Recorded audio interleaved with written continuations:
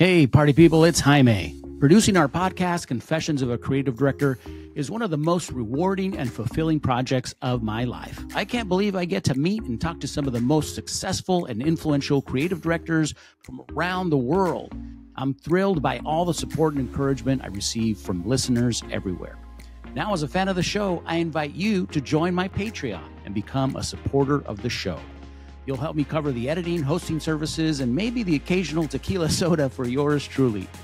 If you've derived real-world value from my conversations with the world's best creatives, this is your way to help keep it going. Visit my Patreon and sign up to become a supporter today. You'll get access to additional content from the show and maybe even a few surprises.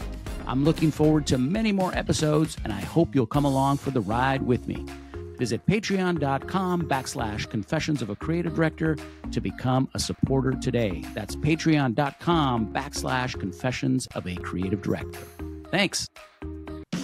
This episode is brought to you by What's the Big Idea? An indispensable guide to becoming a kick-ass creative director by yours truly, Jaime Cabrera.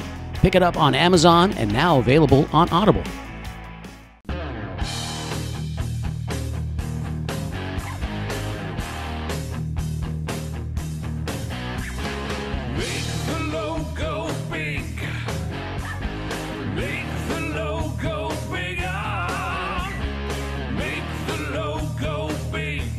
Hey everybody, welcome back to the podcast Confessions of a Creative Director, the original podcast made by a creative director for creative directors, for aspiring creative directors, for creatives of all types looking to up their game by listening and learning from the world's best. This is your podcast, and I am your host, Jaime Cabrera. On today's show, we're talking to the irrepressible Cameron Day, creative director and copywriter extraordinaire, and author of Spitting Chiclets. This book right here, his second book in a trilogy about the triumphs and tragedies of the advertising business. He'll share his motivation for writing the books and some of the extraordinary lessons he learned from his father, legendary adman Guy Day. Yes, the day in Chiat Day. Cameron has some great stories, including watching dailies for the most famous TV commercial of all time, Hint. It was in 1984. We'll also talk about lessons he had to learn on his own, the hard way, through a storied career that has taken him to some of the biggest agencies and personalities in the advertising universe. This is an amazing conversation and a history lesson featuring a who's who of the business. You're going to want to have your Google queued up and ready to look up some of the names mentioned in the show if you don't already know them. So, without further ado, let's get into it with the man, the myth, the legend, Cameron Day. Welcome to Confessions of a Creative Director. How are you, buddy? Guilty with an explanation. I like that you took. I like that you owned it. You know, a lot of people would be like, "Oh, you." Guilty. No, Guilty. good for you.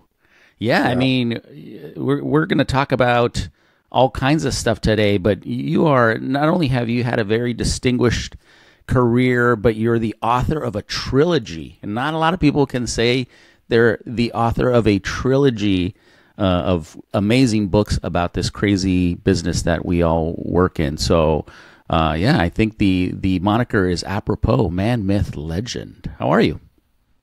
None of the three, but thank you for saying that. What's going on down there? I'm a guy who, if you had asked me 6 years ago, you want to write a book, I would have said, I wouldn't know what to write about. And then my dad died. Yeah.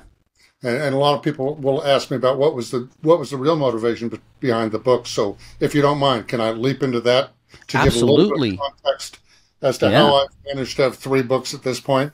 Absolutely. All right. So my dad dies 12 years ago. And he was so modest, Jaime, that he never talked about his accomplishments. Never. Well, let's for those people who have been living under a rock, tell everybody who your dad was. Sure. My dad co-founded Chiat Day with Jay Chiat, whose name you're probably familiar with. But Guy Day was Jay's partner. And the irony to me is oftentimes people assume, oh, Cam, your dad was the account guy. My dad was a writer. Jay was a writer. but they both had small agencies when they started Chiat Day, and they both served the same purpose. And I've never even heard this term in modern advertising. They called it copy contact. And what that basically meant was Jay or my father was the client contact. Then they go back to the agency and they write the ad. And this was right before the time that Bill Bernkopf kind of revolutionized the business by putting art directors and writers together. So think about Jay being the writer, my father being the writer. They would drop by the art department. They would hand their ad to a graphic designer, an art director, and the ad would be put together. Now, Chiat Day, I think, quickly evolved to a different way of doing things. But I think the reason why I wrote my books is when my dad passed, I realized he was so modest and he was so humble that he was just going to be a little footnote in advertising history. And I thought, you know what? He gave me so much good advice, and he gave so much good advice to a lot of other people who reached out to me after he died, that I realized I had to do something. Yeah. So what I did was I thought about every time he gave me a piece of advice, and I wrote a story about it. And sometimes the story was when I didn't listen to his advice, and that usually didn't go too well. And sometimes it was about when I did take his advice, and oftentimes I would walk out of the room looking a hell of a lot smarter than I am because I had access to this advice, right? Right. So while most people go into advertising and their parents have no idea what they do for a living, counter that to a guy who knew exactly what I was getting into. And I think he understood from raising me that I'm a bit of a knucklehead. Yeah. So he would give me just enough advice to keep me from doing really stupid stuff. Yeah. But still was, I think he gave me a lot of leash. But when I was serious about joining the industry, I think he said, okay, here's the deal. You can call me anytime, anywhere if you're having an emergency situation. And hopefully that won't happen every frickin' day. But know that you can call me anytime, and I won't repeat it to anybody. You don't have to tell anybody you're getting advice from me, and I'll tell you what I'd do. You don't have to follow my advice, but it's there for you if you want it. Wow. And I generally did. So when I sat down to write these stories, I sat down and wrote all these stories about times when my dad gave me good advice, or when somebody else who was a mentor gave me good advice, because that was really the big thing my dad taught me, is how to find mentors. And by that, he didn't even necessarily mean go find a creative person to be a mentor. He said, go sit with the executive producer, ask them about their lives, ask them what movies they like, really get to know what they do, because when it comes time to do a commercial, you're going to want to have access to somebody and understand filmically the way they think, and they can also influence the way you think filmically. Versus staying in the creative department and the cats hanging out with the cats and having lunch with the cats every day. Not that there's anything wrong with that. Sure. But he was like, no, ask the president to lunch, even if you're a junior writer. The worst he can say is no. Right. He says, yes, you're inevitably going to learn something, and you're probably not going to have to pick up the check. Yeah. That's a pretty good one. The long version of the story is I wrote all these stories, and I didn't have a brief. I didn't know what I was writing. I was just writing stories. Yeah. And I thought, well, I'll start a blog and I'll populate the blog with these stories. And I posted a story on LinkedIn, and a young writer I know, very good writer, called me up and said, I just read your story on LinkedIn, and I want to tell you something. I wish Luke's book was more like that story you wrote. Wow. Now, I love Luke. We all know his book. And I said, well, what could you possibly mean by what you just said to me? And he said, well, what I mean is I read a true story that happened to you. And from that, I learned about presentation. I learned about taking one idea to a meeting. I learned about, and he rattled off all the stuff he learned. And I thought, I never thought of it as a teaching story. Sure. But what he said to me is, I'm not going to tell you what to do, but if it were me, I would try to reframe some of your stories as teaching modules and just see if it works. Yeah. So from that conversation, I sat down, I wrote a little Act 1 and an Act 3 to go around my diesel pitch story, and I found it worked really well. So I did 2 or 3 more of those, then I sent it to the young writer, whose name is Chase Zreek. Chase Zreek? Yeah. Wow. Yeah. So anyway, Chase read it, he goes, oh my God, this is the book wish I had read when I was in school. So I took all those stories, and then I realized, wow, I've got too much. I had like 350 pages. So I thought, well, how do I break this up? And then it occurred to me, what if I think of a career as having 3 stages? Yeah. And you'll notice I don't use the word the end, but yeah, the beginning, the middle, and what I'll call the high altitude stuff, right? And your book is the high altitude stuff, right? At least to me. Yeah, I think so. It just the. Well, I think so. Anyway, I broke it into 3, and I made one about the beginning, one about the middle, and one about the end. And the moment I did that, I realized I had a book and a half. So then I stupidly announced on LinkedIn I was going to write a trilogy. Not realizing how much work it really is to do a book. Yeah. I mean, to really do it. Absolutely. To proof it, all that good stuff. And then COVID happened. And I had written one book, but it hadn't published it. Yeah. And I ended up leaving the job I was at in Denver and moving back to Austin because we had a home here. And I remember thinking, I don't think COVID's going to be a 2-cup-of-coffee deal. At the time, my employers did, but that's on. I was like, I don't think you're going to be having a Cinco de Mayo party at your house, founders. I think this COVID thing's going to be serious. So it basically came down to where did I want to isolate, and the choice was a 50s rancher in a highly populated part of Colorado or 5 acres in Bee Cave, Texas. All day long. All day long. So back we come to Bee Cave, Texas. We put on our masks. We basically stay in our zip code. We're very conservative about running around town, going to concerts. Thought, well, because I'm such an asshole that I boldly announced I was going to write 3 books. Now it's time to get to it.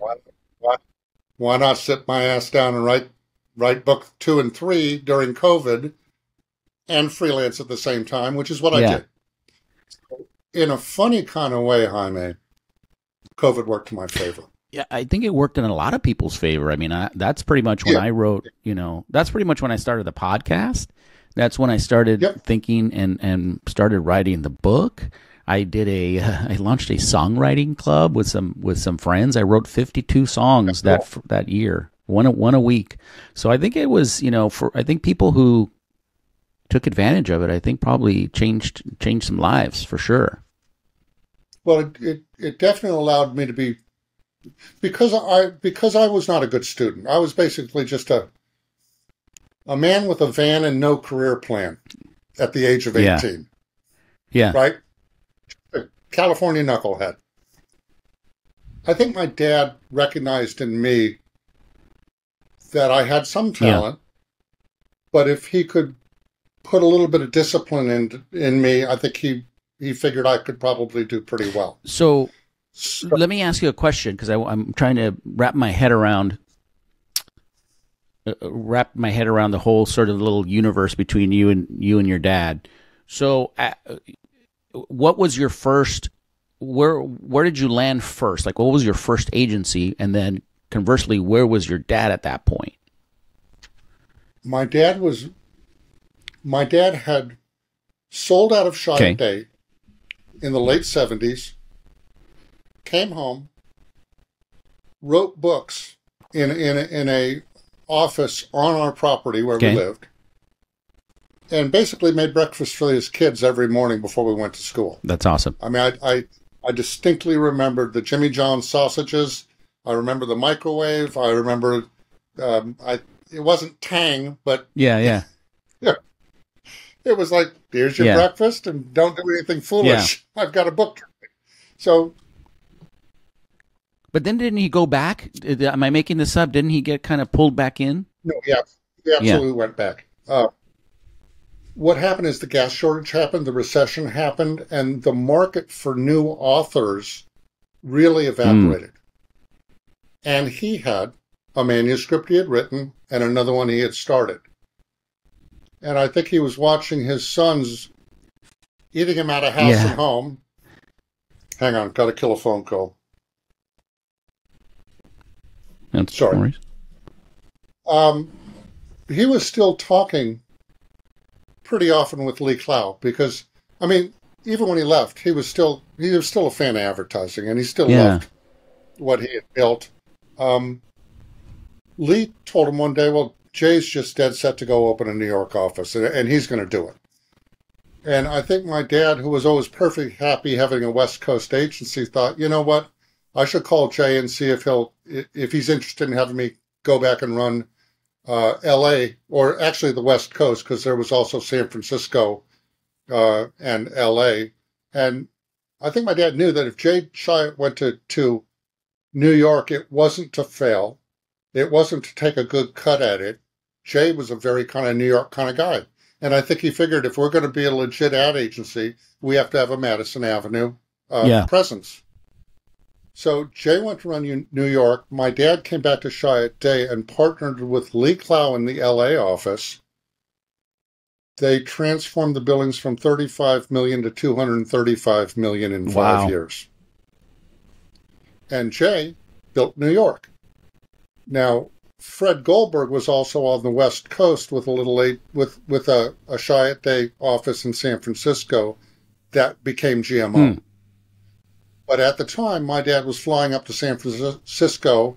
He was working out of the LA office, and really his bond with Lee was huge, and his bond with Fred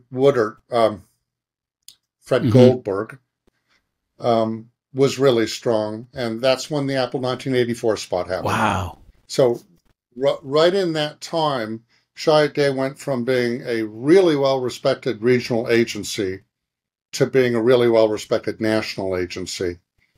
And, New York did some great stuff too, but it just boomed. So at that point, if I'm understanding again that the kind of the way things worked out on a timeline, so you were in Texas when your dad was cooking you breakfast. Then did he move the whole family back to L.A. to run L.A.? No, we were in LA. You were already in L.A. We were in Yeah, I lived born in Glendale, lived in La Cañada. We were always based in L.A. And I think my dad's his advertising dream was to be on the West Coast. Because he really enjoyed the weather. He was a tennis player. The whole family played tennis. Yeah. And so then you just kind of blew my mind a little bit when you mentioned the Apple 1984 ad. So you were in that. You were in it. Your dad was in it. I mean, do you remember anything about that time? I was taking advertising classes, and he invited me to film corps to watch the rough cut. Wow. Really? Yeah. I just got goosebumps. Wow. No, it was amazing, because right as I was here's the funny thing, Jaime. When I started taking classes at Ad Center, not Art Center, I didn't realize what my dad had built, because he had never sat me down and go, hey, just so you know, I'm sort of a big deal. Yeah, right. So my assumption was, he was respected, and his agency did good work. And when we drove around town, he'd always point out outdoor boards that were Chiat Day boards. So on some level, I understood that there was quality, but you're also talking about a kid, right? So it's like Western harness racing outdoor board. Okay. I wasn't judging any shows. So I had no idea what Chiat Day was until I started taking Ad Center classes. And then after one class, a teacher pulled me aside and he said something to me, Jaime, like, why are you wasting your time? And I said, well, what do you mean? And he said, well, I know who your dad is. Why don't you just go get a job working for your dad? Because that's where everybody wants to work anyway. I mean, why are you wasting your time going to Ad Center? And I was actually offended. So I remember going, is there anything you haven't told me about Chiat Day? And then my dad's shoulders kind of dropped, and he went, look, I didn't want you to get so scared that you don't go into this business, but we're a pretty good agency, right? And for my dad to say pretty good, you just swap the adjective to very, very. So anyway, it wasn't until I started taking ad classes and liking them that I came to this realization. And I remember when I called my dad and told him about that instructor, he goes, I know exactly what that's about. We probably interviewed him and didn't offer him a job. That's funny. Yeah. So just to put a pin on that story, tell us about seeing that rough cut of that spot. Well, I've never been a big sci-fi watcher. I was not someone who had sat and watched several Super Bowl spots prior to that. I just remembered how scary it felt. I was like, yeah, wow. What do you think, Cam? Yeah. Wow. but it wasn't like you just showed me The Jerk and told me you wrote it. So I remember thinking, wow, that's I don't think I've ever seen a commercial quite like that. And, which is, wow, that's really a cool story. So I know that we wanted to spend some time talking about the second book in the trilogy, which is Spitting Chiclets, which is a funny term that somebody mentioned to you during your career about what it felt like being kind of in the middle years. Can you kind of tell us where that title comes from? Well, I'll tell you, the original title, I have my second and third book are edited by Jeff Gelberg. You probably know Jeff or know of Jeff. Okay. A West Coast writer. And I was bouncing everything off Jeff because, believe me, when you write a book, you want to have somebody who is going to be honest with you. And my original title for Spitting Chiclets was Stuck AF, which was stuck as fuck. And I remember being in the middle of my career and really feeling kind of trapped, right? But my editor told me he thought it was a little bit crass, and I thought, well, I don't want to be crass. That doesn't sound like a word I would easily wear on my sleeve. So instead, I thought about this art director I used to work with named Richard Kyle, one of the funniest people I've ever met. And if you went into a meeting and you got your teeth kicked, it was like, well, we're spitting chiclets now. So he had all these funny terms he would use, and God only knows he probably got it from his father, right? But I walk around with a file in my head of things this guy has said. And anytime I want to make people laugh, I will just throw a Richard Kyle thing, right? So I call it Spitting Chiclets, kind of understanding it's a hockey term, but not understanding that it's a podcast, a hockey podcast. And somebody called me up and said, did you clear it with those guys? And I went, no. Yeah. And I haven't heard anything, but believe me, if it goes back to being called Stuck AF, you'll know why. So, I mean, was that really the way that you felt, that during those middle years, you're sort of getting your teeth kicked in and spitting out the chiclets? I mean, is that really how you felt? I think I probably am a little on the dramatic side. But I also remember when I went into the business, I went, okay, highly unlikely I'm never going to do 1984 for the Super Bowl, right? But I don't want to be a bum. I don't want to be a scrapper. I don't want to be somebody who can't say, I did this for Land Rover or that for Central Market or that for Shiner Beer. So it really meant a lot to me that the quality of my work be something I could take home and show to my dad and have him go, good ad. Yeah. So I guess in the middle of my career, because I didn't want to work for Chiat Day, and I lived in L.A., and I was perfectly happy living in L.A. And was that just, real quick before you move on with that, was that just because you're like, I don't want to be that guy that goes to, you didn't want to take advantage. You weren't a Nepo baby. Well, some of that was self-imposed. It's like, I suppose if I thought I was good enough to walk into Chiat Day and just rock the shit out of a job, then maybe yes. But I felt like, no, I had things to learn, and I wanted to expose myself to advertising just as any other junior going into the market would. And ended up having some great bosses and some crazy bosses and some alcoholic bosses and some terrible bosses. But it got to a point in L.A. where all of a sudden the riots happened. A lot of bad stuff. The earthquake happened. We lived in North Hollywood, and it really messed up our house. And I was kind of heading into the peak earning years of my career.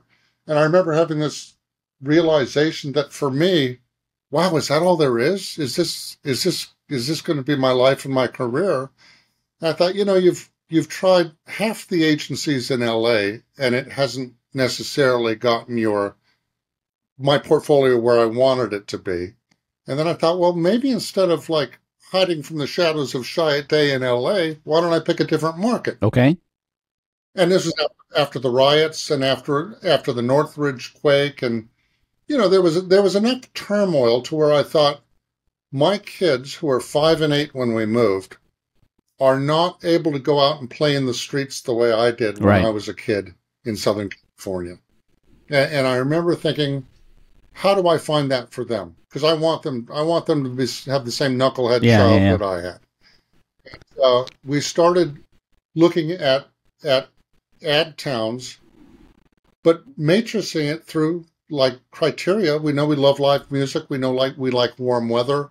I love classic cars. I love to drive my old cars on the roads. So like New York is out for me if I can't drive.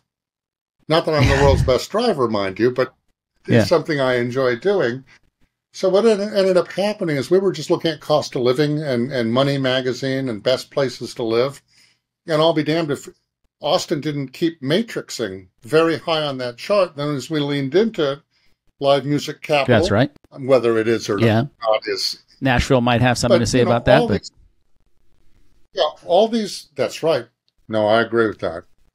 In fact, if I was moving anywhere for music now, I'd move to Nashville. Yeah. But anyway.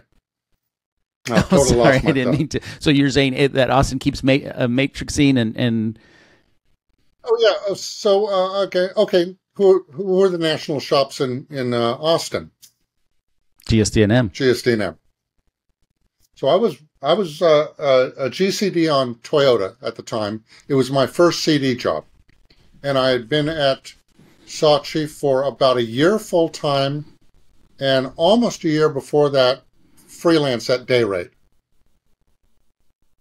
So seeing Austin, I went, well, I'll send my portfolio to GSD&M, and as luck would have it, they were determined to find a creative director with car experience because they were right at a point where they knew they were going to win a car. They were chasing any car account they were asked to pitch, they were going in on. And they thought they had won Mazda, and they hired me.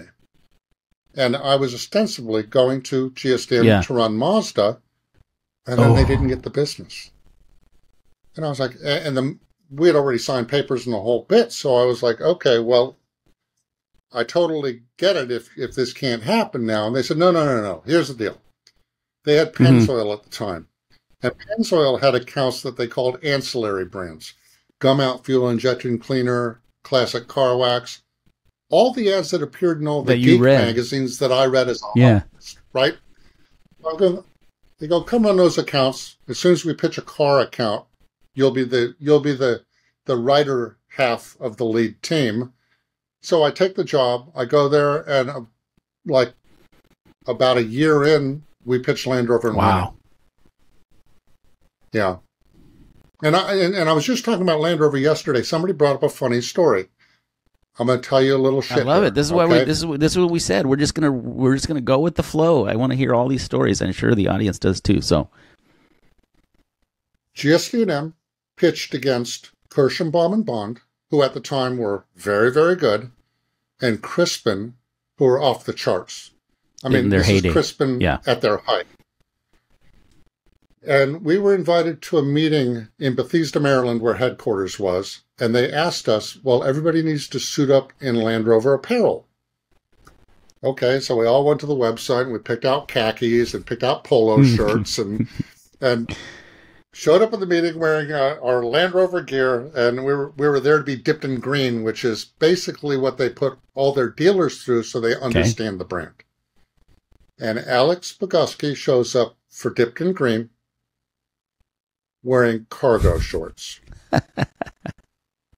And he doesn't know it, and probably doesn't even know it to this day.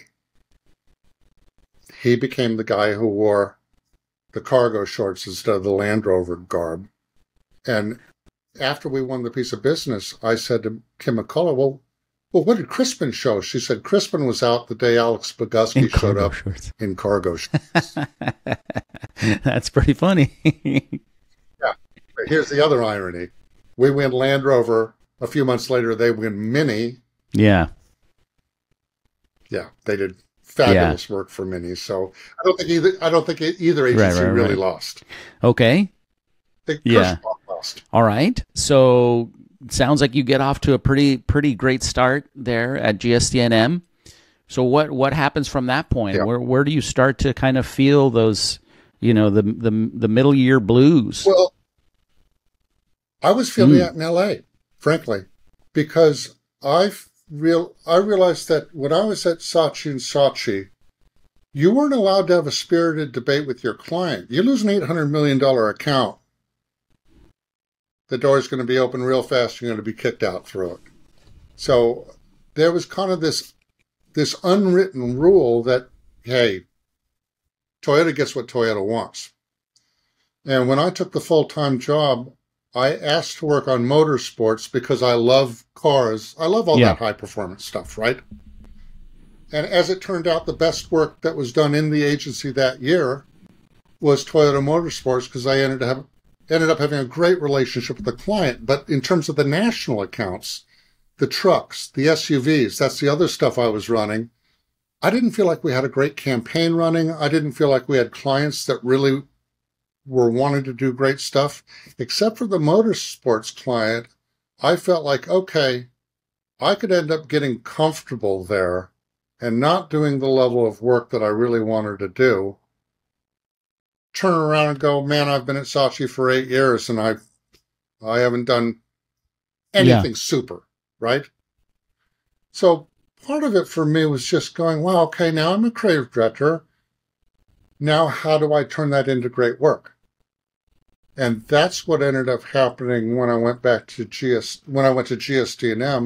But I also went to GSD&M having my father tell me he thought it was a horrible idea for me to move to Austin.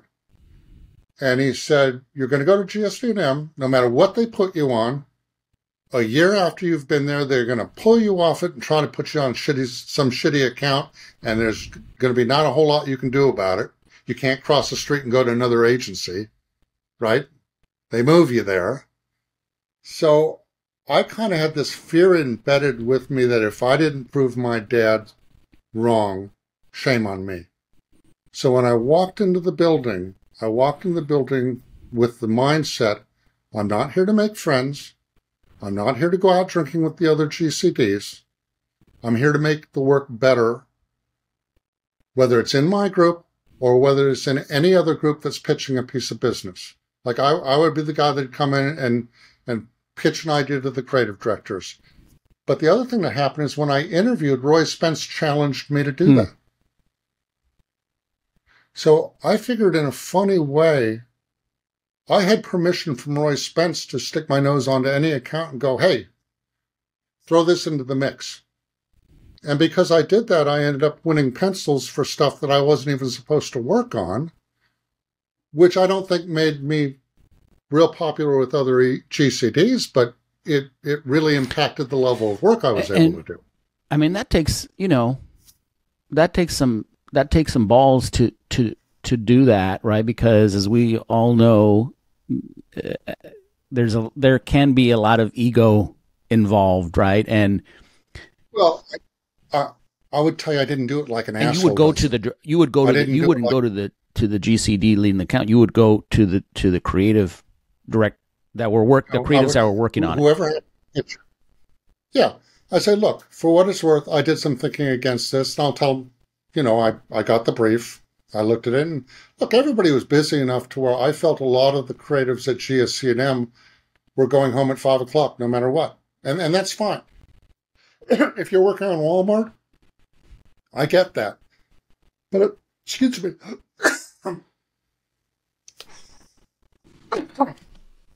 I got to start smoking again. Oh, boy. So anyway, I just played my hand and said it's going to be all about the work for me.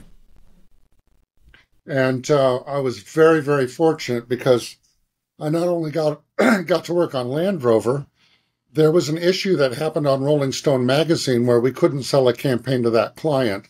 And at the time, GSD&M had the groups broken into 4. So I worked in a group that had Pennzoil ancillary products, Land Rover, Hoovers.com, a couple of other little pieces of business. That's all we were really worried about. But when I heard that Rolling Stone was in trouble, what happened is the agency had had several meetings with Rolling Stone magazine. After winning the business, they had launched a campaign for Us, which was owned by Winter Media. You know, Us magazine is like People. They had launched a campaign for Men's Journal, which was owned by Winter Media. But when it came time to do the advertising for Rolling Stone, I think Jan Wenner became very hard because that was his baby. Of all those titles, Rolling Stone was his baby, and he wasn't liking anything he was seeing. So he said to the agency, hey, listen, you guys just aren't getting there on Rolling Stone, so if you don't nail it in the next meeting, I'm going to give the assignment out to a New York agency. And if you know anything about Roy Spence, he's super competitive. He's like, that ain't going to happen. So there was an email that went out, said, hey, anybody who can work on Rolling Stone, we have an emergency. And I happened to work with the account lady on Pennzoil ancillary brands, who was also working on Rolling Stone. So I said to Nancy, give me some insight. What is it they're not saying? And she goes, well, I'll tell you one thing that's kind of interesting. Every photograph you ever see in Rolling Stone magazine is owned by Rolling Stone magazine. The covers, the editorial photography, David LaChapelle, Mark Seliger, Annie Leibovitz. Go down a list of photographers who are shooting for Rolling Stone. On more than one occasion, Jan Wenner said, I want to open up my photo archives to you and tell the creatives they can use any one of these images. And the creative directors at the time go, yeah, those are played out. Now, I had been a subscriber to Rolling Stone magazine for 15, 20 years at that point. And I went, so you're going to tell me that Tom Hanks with chimpanzee hands staring at the camera is an image that's played out? You know? So I ended up taking 2 coffee table books, a LaChapelle portrait book and a Seliger portrait book, home with me that night. And I got the brief, and I was thinking about the brief. And the interesting thing about the brief is Rolling Stone was no longer truly relevant to young readers because there were so many other places they could get music recommendations, right? And they were losing steam with readers like me. They're aging readers, and they had to talk to both demographics with their advertising. And another thing I learned that I didn't know, all the Rolling Stone magazines I was being sent as a subscriber, they would have different covers they'd put on them for the newsstands that appealed more to the younger audience. And it never even occurred to me because I would get it in the mail and go, okay, my Rolling Stone's here. But if I'd gone to a newsstand and look at what was on the newsstand, I'd have the Willie Nelson cover, and that person would have the Eminem cover. So the real trick to it was to figure out how to talk to both audiences. And what ended up happening, because I'm a big music geek and I love lyrics, I started thinking, what if we could take a classic songwriter's lyric and put it against a contemporary image, and it makes kind of a sociological statement. So it became kind of this game where a new artist's image, an old artist's lyric. So there was a cover that David LaChapelle shot, and it was Eminem dressed up completely pimp. Like in the kind of outfit you'd expect to see Graham Parson wearing, right? And all these women that look like chorus girls, like wearing glittered outfits. So I looked at that image and I go, oh, Mama, don't let your babies grow up to be cowboys. Yeah. Willie Nelson. Put that against that. And then I played it the other way to where I found images of the older guys, like an image of Kurt Cobain. I've seen the needle and the damage done. Yeah. Neil Young. So it almost gamified the subject of music. But the other funny thing is, after I had the idea, I was able to come up with like 30 or 40 ads just looking at pictures and using lyrical references. The next morning I went in and I went to the biggest music lover in the building, a guy named Bill Bain. I go, come here, I want to show you something. And I show him what I had done. I go, could you take these 2 books tonight and bring home some references for me tomorrow? And then I did the same thing with an account guy I worked with, who was also a big music geek. And the next morning, Bill Bain walks in. He probably had 50, right? And then Eric Ashley, the account guy, walks in, and he looks like he hadn't gone to sleep. I mean, he really looked rough. And he goes, dude, don't ever ask me to help you on something like this again. And then I look at the book, and there's like 200 references. Like, you let the account guy come up with ads, and he was like, I'm not going to miss this opportunity. So anyway, long story short, we had like 150 ads within 48 hours. Wow. Then I went and I showed the creative directors, and they go, no, we don't want to use the images from the magazine. And I basically said, well, that's fine, but I think you're going to lose the account. And Roy asked me to be entrepreneurial when I came here, so I'm just being entrepreneurial. I really think you should put it in the book, because if you don't, I'll go show it to Roy, so at least he'll know what I did. Wow. How did that go over? Give me 1 second. Hold on. Go, buddy. Wow. How did that go over? Well, it saved the business. So it didn't. But it didn't go over well, because when they took the work to the client, I think we had 8 campaigns to show them. Because Roy was just determined, I'm not going to lose this piece of business, right? And at the time, he actually had the creative services guy reach out to designers who had worked for Rolling Stone magazine and hired them freelance to come up with ideas. And when they got to the meeting, I mean, the deck was huge. And Jan Wenner was there, and Fred Woodard was there, Fred was the editorial director for the look of the magazine. So they were the ones who chose the work. And the idea that I had, I brought to my partner, David Crawford, great art director. I go, hey, do me a favor. Can you lay this out to look like Fred Woodard laid it out? He goes, you mean Rolling Stone? I go, yeah. And then he goes, go get me an issue of Rolling Stone. I bring him an issue of Rolling Stone. He literally sits down, he goes, take this in the studio and give him all your headlines. And then they just start cranking out the ads we came up with. So when it goes to the Rolling Stone meeting, it's the second campaign in the book. They go through the first campaign in the book, and I guess Jan Wenner's like, yeah, I don't like it. They get to the second campaign in the book, and I wasn't there. Nancy George, the account lady, was there. She goes, the minute he looks at the first ad, he goes, that's pretty good. And then Fred Woodard gets up from his chair and walks across the room, and he goes, I like the look. Second ad. And they go through the whole deck looking at the campaign idea, going, oh my God, that's fucking great. And the other, I don't like that one.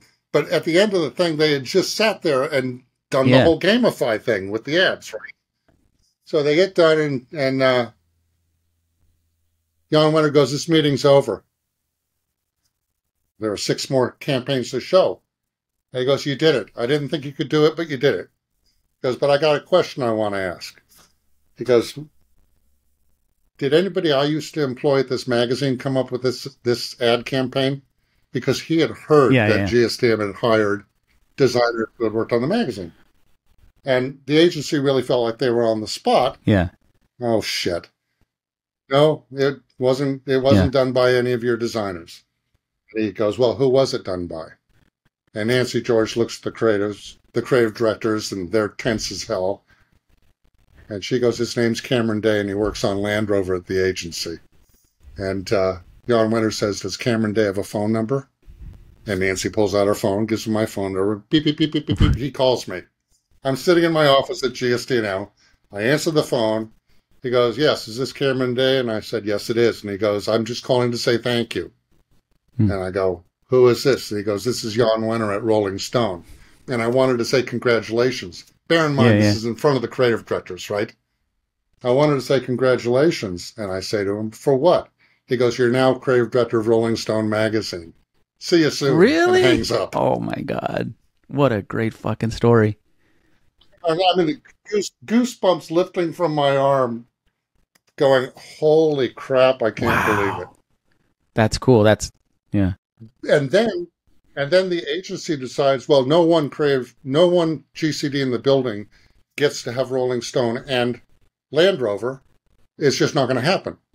So I go, okay, I don't need to work on Rolling Stone. Go ahead and call Jan and tell him I'm not going to be on his business. And they go, no, we're moving you off of Land Rover. And I go, no, you're not moving me off of Land Rover. And they go, we just told you can't have both. And I said, and I told you I don't need to be on Rolling Stone.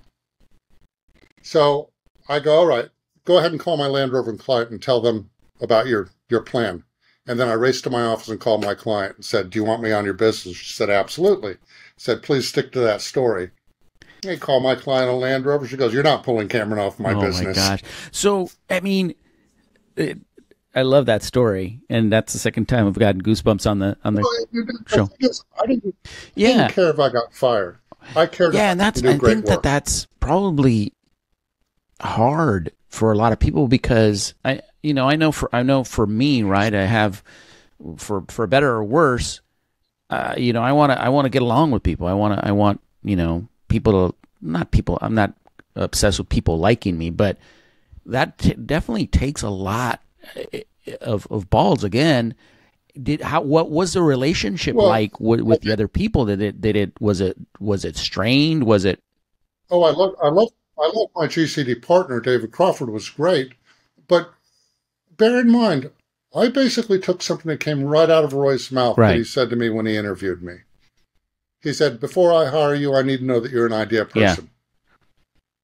And I want you to know that you can prove that on any account in this building. So a lot of people, a lot of people would have said like, great, I want to do that. Can you let everybody else know? Right? At least that's the way I might have done it, right? Because, but typically you're not going to get that from somebody, right? They're going to be like, no, I don't need to tell them. You just go and do it. You just go and do it, which you know what I'm saying? Well, I think the thing about Roy Spence is there are parts of Roy Spence I love, and there are parts of Roy Spence I had no respect for. He was so driven by the idea that GSD&M was going to become a great agency, defined by great creative, that he was not fair to the people who had spent 15 years there already. But that's not on me. That's not my problem to solve. And once people got to Austin, they didn't want to leave. I mean, that's part of the reason my dad said, you're going to go there, you're going to get comfortable, they're going to try to pull you off the good accounts, and you're going to be stuck, and you're going to have to do it. So, I mean, this whole question started with you asking me about feeling stuck. Yeah. I felt stuck in L.A. And I think I prided myself on being a good person and a nice person and a person that people like to hang with, but I never put advertising before my marriage. I mean, there's never any question. If I have free time, I'm spending it with my wife. And we're going to go out and see some bands. I'm not going to be hanging out with GCDs chasing interns. I'm sorry. Wow. And a lot of that was my dad. Just having the common sense to go, look, if you choose to be a married person, do me a favor. And if you want to stay married, work at that. Right? Don't fall into the tired tropes that you have to be there all night. Be the guy who shows up so early that you're putting the first pot of coffee on. And if anybody ever questions why you're leaving at 6, tell them who made the first pot of coffee. And I would find myself, I'd have 3.5 hours every morning just to really do the work. And by lunch, most of my work was done. That's great. So, that's a great, that's a great, just what a great visual, right? Be the person that starts the coffee in the morning. That's a great visual. Well, yeah, or you don't want to be the guy that rolls in at 10:30 and then goes out to curl designer coffee till noon. Not that doesn't work for a lot of people. So, okay, what other sort of, overarching big ideas, things, sort of that you discovered about those messy middle years? Like, what are some other sort of, things that bubbled up to the top? I would say that, let me see if I can paraphrase what you just talked about. Sure. you said, and it's funny because it struck me as like the thing that you hear on, on a Survivor, or those shows where it's like, I'm not here to make friends. I'm here to win. I mean, is that kind of that, was that principle? It's like, hey, it's about the work. Well, without walking around swinging a big schwanz. It's just me going, look, I'm sorry, but when I first started, I got invited to a UT football game. And I said, you know what? There are so many people in this world who would kill to have that seat. Give it to someone else. Yeah. Because I'm just not interested. And if you tell me it's happy hour and we're all going across town, I might stop by for the first beer because I don't want to be a complete leper, but I'm not hanging around to find out who needs to drive the cab, get in a cab. That's interesting. And I'd rather spend my money on car parts. All right, so that's kind of one of the lessons that maybe you took from those middle years about how to get out, right? Is focus on the work. What were some other kind of big? The client relationships. Like when I got to Land Rover, I had a relationship with the Land Rover client. When I sold a campaign to Rolling Stone, the door was open for me to have a relationship with the client because he asked me onto the business. That at least puts you in a position where you've earned a seat at the table, right? And I think as creative people, it's so easy to forget that if you have juice with the client, you have leverage. If you have no juice with the client, then your agency can pluck you off the account and put you on anything. They can put you in the dealer group. Getting juice with the client. Okay, I like that. And without being a douche about it, right? I think that's the big caveat. It's not about buying gifts for clients. It's about just genuinely interested in their worlds and understanding their jobs and knowing what success looks like in their eyes. And then if you can engineer that success, they end up really respecting you and feeling you're an important part of their team. Yeah. And even at the exclusion of the agency sometimes, right? I mean, if somebody wants to tell me you got too tight a bond with the client, I think that's a problem with the account team because they're threatened by it.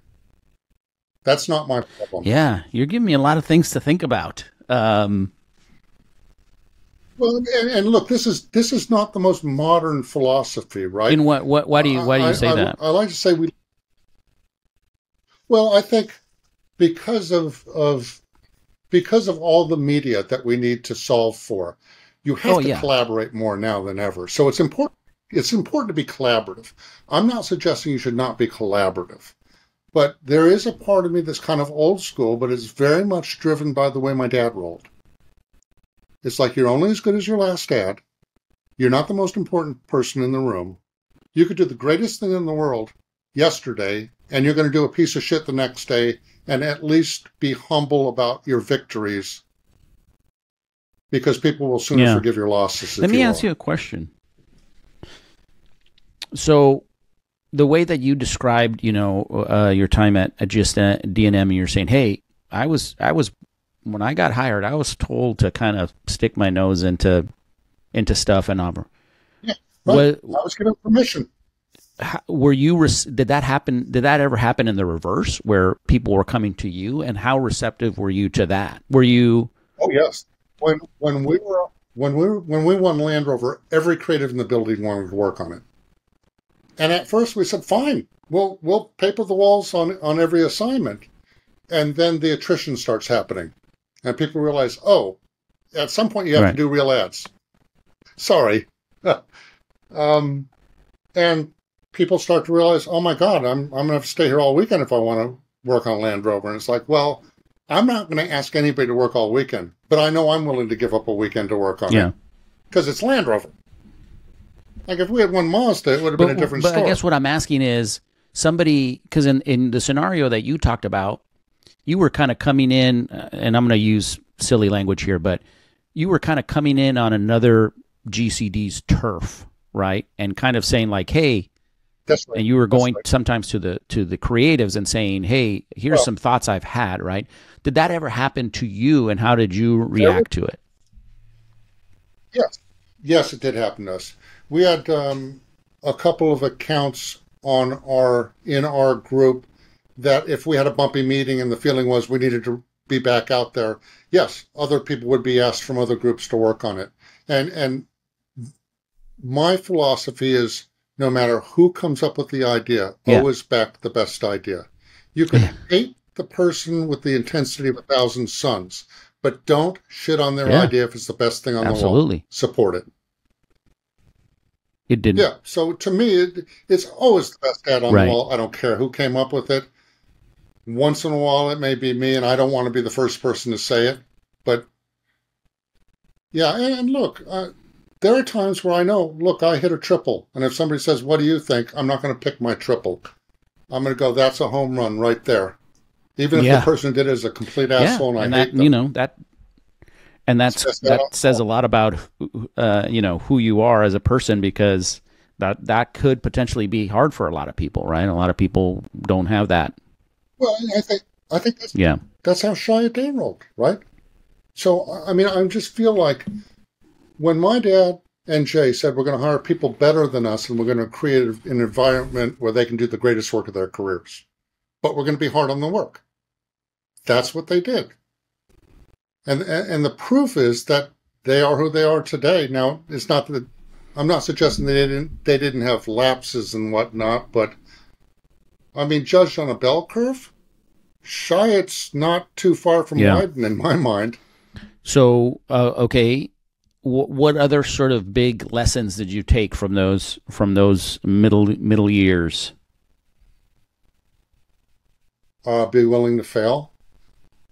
If you do something absolutely amazing on a piece of business, offer to work on something else. Because I think there's nothing uglier than doing something fantastic and then writing the work down. Writing the work down. And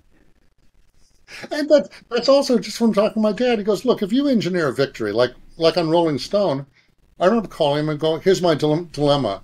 I've been asked to be on Rolling Stone. I'd rather work on Land Rover. He goes, well, could other people execute the idea? And I said, of course, chimpanzees could execute the idea. He goes, then you shouldn't be on the account, as long as your name's on the work. Yeah. That's all that matters.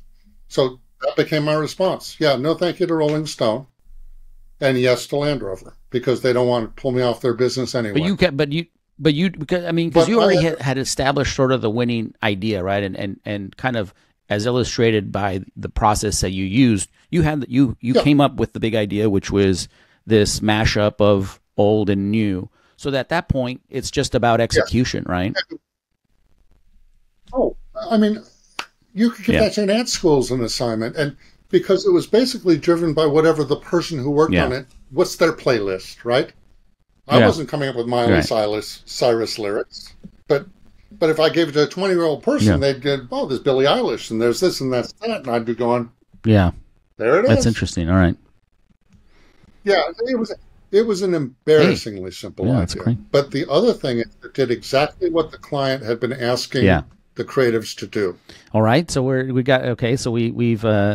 talked a little bit about not being afraid to fail. What else? What else did you take away from those years? Sometimes the worst things that happen to you are the best things that'll ever happen to you in disguise. Okay. Being laid off from GSD&M because I wasn't making friends, but I wasn't acting like an asshole. I just didn't drink. Okay, let's talk about this for a minute. So, are you saying that after a certain point that they parted ways with you because of that, because of the very thing that made you and them successful? No, they lost a significant piece of business and had to lay off 35 people. But I think I made enough people uncomfortable in the building because of how I chose to roll to where I didn't have a large fan base. But I didn't need a large fan base. I needed great work. Yeah. At least that's how I looked at it. Do you still stand by that? Yeah, I do. I mean, just look, don't be a tool. Rule number one. Correct. I'm not suggesting you should throw your ego around. And I've actually had people accuse me of being an egolist. And I go, I'm absolutely not egoless. Right. I keep it inside my head. Yeah. Right? And if you ever see me lose my temper, which happens twice a year, you'll know I'm not egoless. But I rarely lose my temper. And when I do, I always shut the door and go, okay, I'm about to blow my head. You can leave now, or you can hear what I'm about to say. We sound similar in that way. You know, I do. You have to have an ego if you're going to be successful in this business. But I agree, you got to keep it. You got to keep it in check and understand what it is. It's like this voice in your head, but yeah, I'm sort of the same way. When I blow, it's not pretty. Yeah. No, usually it's followed by a lot of apologies when it happens. Yeah. I did think of one other thing, and this is you. Took me a long time to figure this out. The brief is malleable. If you're having a hard time solving for the brief in interesting ways, don't announce that the brief is a fucking piece of shit in front of everybody in your department. Go to the person who wrote the brief and saying, I'm having trouble cracking any ideas with this brief. Can we talk about it? And if you're decent about it, usually they go, well, there were some things that didn't fit on the brief or that the client wouldn't buy, and go, oh, what were they? And sometimes they'll spit a pearl out and go, all right, find anything in the brief that you can leverage off of it, but don't feel like you have to check off every box. It's not a process of checking off the box. It's a process of finding a great idea somewhere within the brief. You go and talk to the planner or the account guy that wrote the brief. Oftentimes, you'll realize that the client wouldn't sign the brief when it had what they really wanted to put in it. But when you creatively know what that is, you go, can I split the difference? I've had more success doing work where other people were stuck on the brief complaining about the brief, and I go talk to the planner who wrote the brief, and they give me an insight, or it's just amazing to me how we fall into these tired tropes as creative people. The blame game. It's not my fault the brief sucks. If the brief sucks, it's your job to fix it rather than complain about it. And when you go and win that award belongs to the account people too, and the planner. Yeah. And so let me ask you a question, because you've been doing this for such a long time. In your mind, has the quality of briefs declined or improved in your opinion? What have you seen? Like, and is it really is it true, or is it more of a kind of like longing for the good old days kind of thing? Or do you feel like the quality of briefs have improved, or because now we have access to so much data and I think the speed at which we're expected to solve makes the job harder as a creative person. I think the time we have to write a great brief, everything has collapsed, right?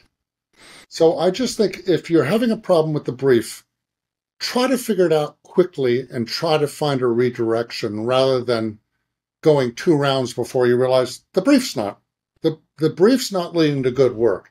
And if the brief's not leading to good work, I've often found even the client will allow you to have that conversation.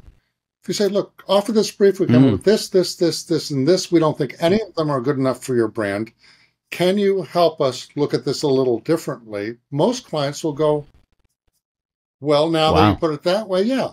If you can make it their problem to solve too. But I think we're so scared to admit that we didn't write the perfect brief, to admit we only hit doubles when you need at least a triple or a home run. I mean, if we just get very real about the work and go, why don't we make it about the work? And why don't we make it about getting the brief right? And so if you had to answer that question, what would you say? Is it just because of? Well, I would tell you this. As a freelancer, I've been sent briefs and worked with somebody I know and trust to work with. And we have worked against the brief and come up with a few things and went, wow, the brief's really not working that well for us. What is it in the brief that we would really like to work against? And we've rewritten the brief. And when we call the creative director with the work, we go, okay, you didn't ask us to do this, but bear with us. We executed against the brief. And then we found a support point buried in the brief that we thought was really interesting, and we did a whole campaign against that. Yeah. Here's both bodies of work. I've never had the creative director want to punish us for doing that as long as we show due diligence. Here's what we came up with against the brief. Here's what we found as a support point that we thought could be a different brief, and attacked it with these ideas, and put 3 or 4 good ideas in front of them. They go, yeah, well, I'm not seeing anything from the other teams on this brief either, so let's see what the client thinks. If you can get an audience for that other idea, I guarantee you got a chance of selling it. Because it's not off brief, it's just finding a subset within the brief that has some tension or has some emotion to it. And the other thing for me, Jaime, is I don't try to solve things with humor right out of the gate. I try to solve things by finding an insight or a human insight or a universal truth that oftentimes can lead to something humorous. But I've never been the type to where I don't feel like I have a style. The way Gary Graff does. You know what I'm saying? Probably in the way that you work now is a huge benefit, right? Because you're sort of you can be a chameleon, right? You adapt to whatever the work requires. Absolutely.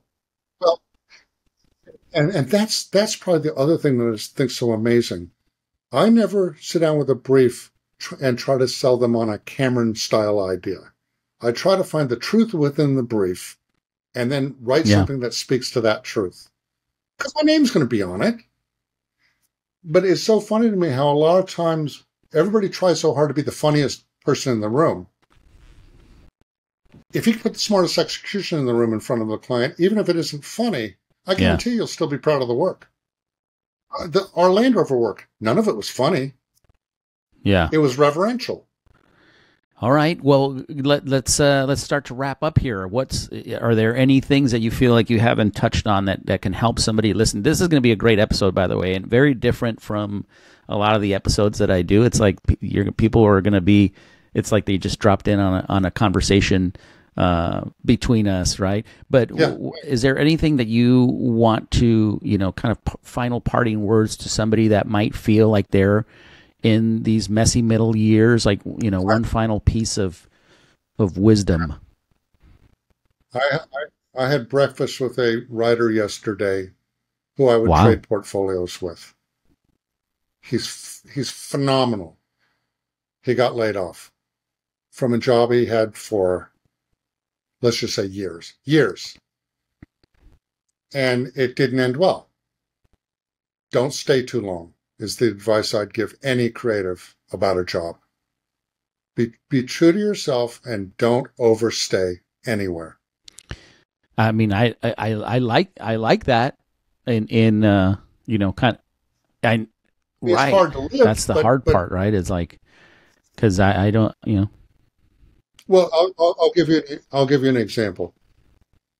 I honestly feel like if I had not been laid off at GSD&M, I probably would have gone to them and said, hey, why don't you take me off of Land Rover? Because it was going to get better as a body of work. Put me on something else. And I'm fine with that. Because I think as creative people, we need to change it up. And I think if you can learn to change it up when the work's great, you don't end up being attached to the downside. It's something I learned very early in my career. I got taken off a campaign. It was a retail piece of business, but we had done this advertising that all of a sudden it quadrupled sales. I mean, it was just, and the client said, when you first showed this to me, I hated it. I wanted to kill it. Your boss the founder had to come down and beg me to run it while you fixed it and did something credible. And then the spot ran and the phones rang off the charts for 4 days. He ended up saying to us, just do what you're doing. I don't understand it. I don't even like it. Just do it. I got pulled off that piece of business, and I called my dad, and I go, I can't believe they're taking me off this piece of business. I was a junior writer, right? And he goes, let me see if I understand this properly. They want to put you with an ACD, a guy who's been in the business for 15 years. You've been in the business for 2.5. what do you think's going to happen to that campaign where you've just sent the numbers off the charts? He goes, it's going to fall. You may not be attached to it when it falls. Yeah. Everybody else will be. So don't cling to that victory, because it won't be a victory for long. I went to work with the ACD, got much more opportunities, got to go to do real TV commercials, sit in telecines, choose music. I mean, I'd learned so much working with this guy who was older than me.